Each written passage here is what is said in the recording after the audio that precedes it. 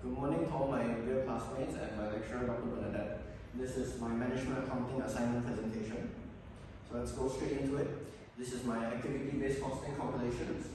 So later I'll explain note 1, 2, and 3 for material X, powder D, and the opportunity cost from product H. But firstly, shell G and specialist K are the same as before. So let me go first into material X.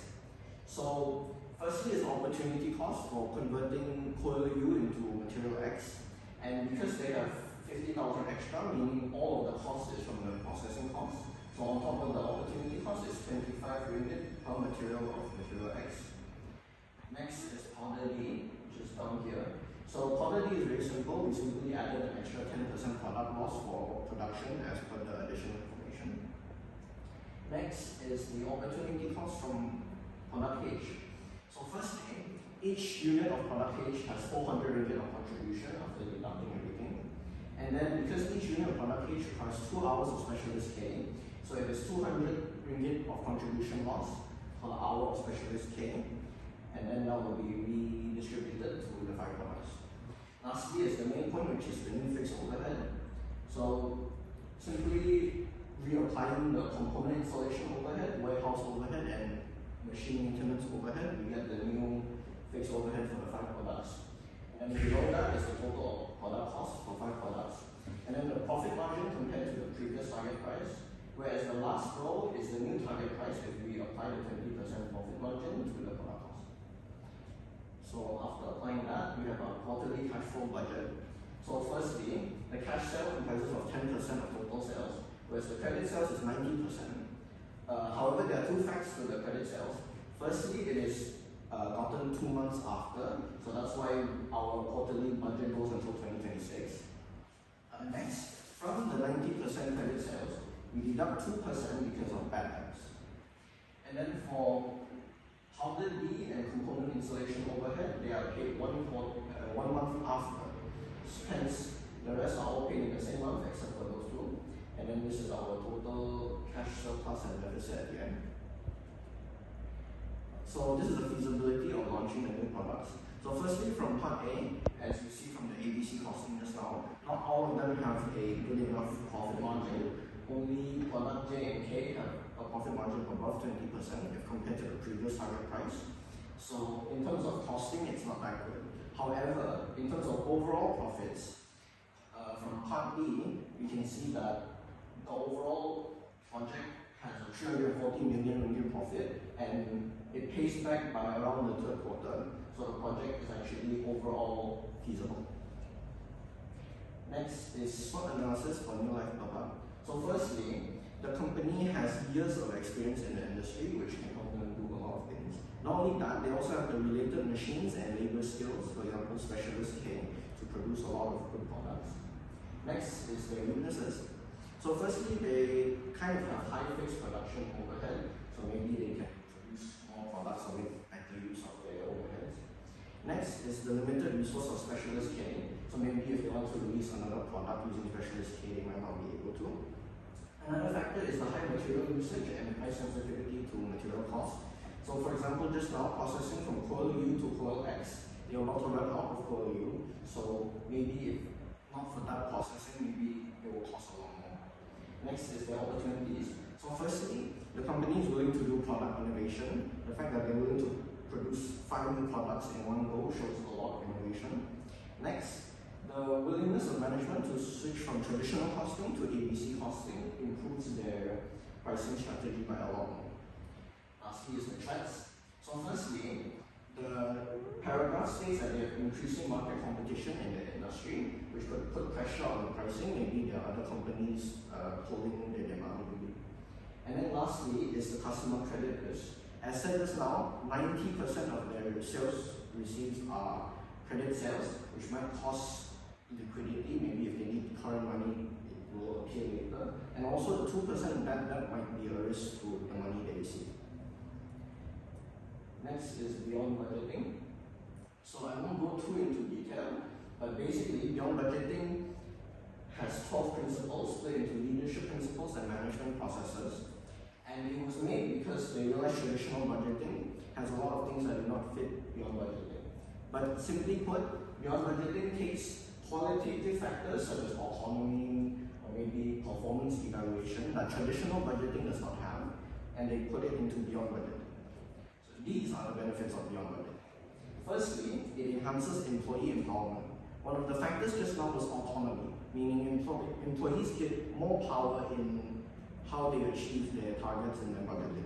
So this not only improves employee production efficiency, but it also reduces conflict between employees and their levels of management. Next, according to a study by Boston Consulting Group, out of 174 finance executives surveyed, more than half of them reported increased sales and lower costs. Lastly, it also improves organizational agility and resilience. Next are the criteria of good performance management. So firstly, clear and aligned objectives are important for performance management. These aligned objectives firstly must align with the company's goals and strategies, and if they do align, they are more effective. Secondly, they must also, if they can also align with employees' personal goals, for example, if they feel like they are contributing to the company, it also makes them more productive and improves their motivation. Next is the performance management must be measurable and objective. And now this, according to Denisi and Murphy, is to reduce bias and to increase the accuracy of the performance assessment. Next is the last part, factors in developing and managing budgets. So firstly, there must be accurate forecasting. So for example, if you want to forecast future sales or future costs, according to Etchell and McLean, they must be based on historical data or market analysis, and this will overall increase the accuracy and efficiency of the budget. Next, the budget must align with company's objectives. So according to Drury, budgeting must be consistent with corporate strategy as a framework for planning and control.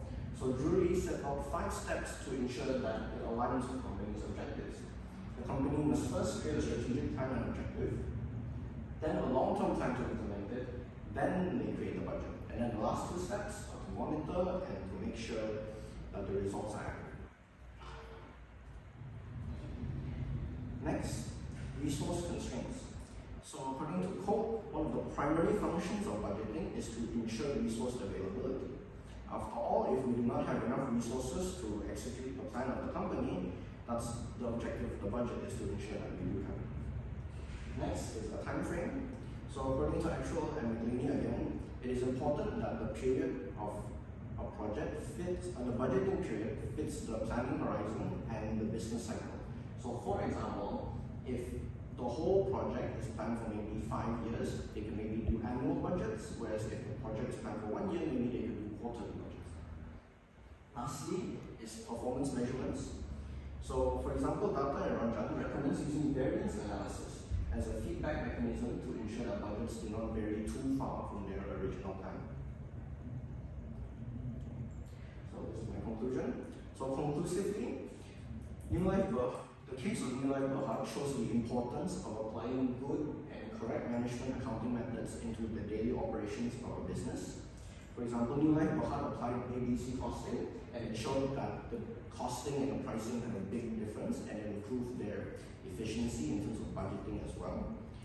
Not only that, applying other methods such as SWOT analysis and performance management can help the company improve its performance. So applying all of these management accounting methods overall is very important to the operation of the business. And that is all. Okay. Right. Yeah, good presentation. I can see the confidence in the presentation with not overly crowded slides. And yeah, the colors are there. And yeah, I don't have any question on this one. And whatever it is, I can see overall confidence. All the appropriate points have been covered.